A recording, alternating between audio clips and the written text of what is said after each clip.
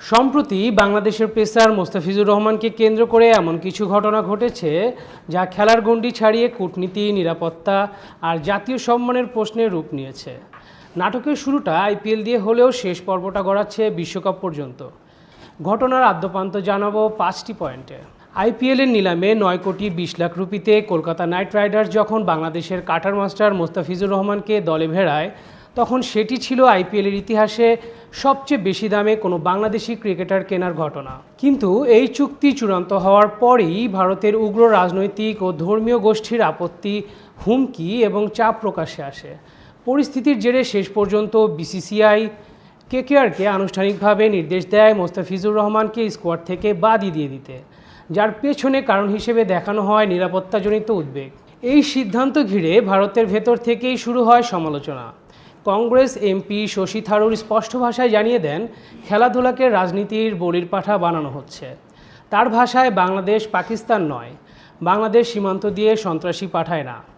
একজন নিরীহ ক্রিকেটারকে সামাজিক যোগাযোগ মাধ্যমের চাপ আর রাজনৈতিক আবেগের দায় নিতে হচ্ছে।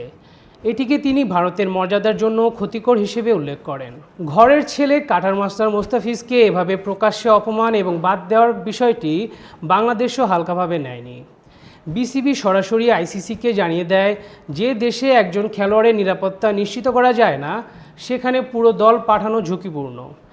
সেই কারণেই আসন্ন টি-20 বিশ্বকাপে ভারতে খেলতে না যাওয়ার সিদ্ধান্ত নেয় বাংলাদেশ ক্রিকেট বোর্ড ম্যাচগুলো শ্রীলঙ্কায় সরিয়ে নেওয়ার জন্য অনুরোধ জানায়।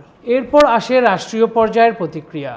কোনো যৌক্তিক ব্যাখ্যা ছাড়াই একজন বাংলাদেশি তারকা ক্রিকেটারকে আইপিএল থেকে বাদ দেওয়ার ঘটনায় বাংলাদেশের জনগণের ক্ষোভের প্রতিফলন হিসেবে সরকার দেশে আইপিএলের সব খেলা ও অনুষ্ঠান সম্প্রচার বন্ধের নির্দেশ দেয়। এখন পুরো বিষয়টির শেষ সিদ্ধান্ত নির্ভর করছে আইসিসির ওপর।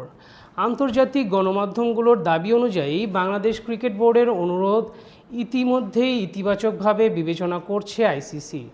যদি সত্যিই বাংলাদেশের ম্যাচগুলো ভারত থেকে সরিয়ে শ্রীলঙ্কায় নেওয়া হয়, তবে তা শুধু একটি ভেন্যুরই পরিবর্তন নয়, বরং ক্রিকেটের রাজনৈতিক হস্তক্ষেপের বিরুদ্ধে বাংলাদেশের সবচেয়ে দৃশ্যমান পদক্ষেপগুলোর একটি হয়ে থাকবে।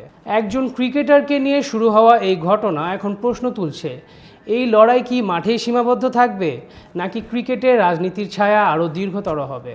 এ ধরনের আরও নিউজ জানতে থাকুন ভিউজ বাংলাদেশের সঙ্গেই।